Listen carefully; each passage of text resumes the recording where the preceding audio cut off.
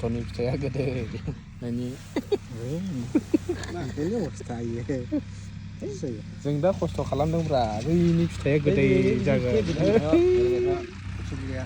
सबजिगालाय ओरै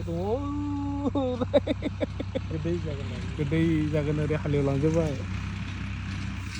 खस्थ'नि फिथाइया गोदै जोंनि बर' हादानावसो दंफैयोलै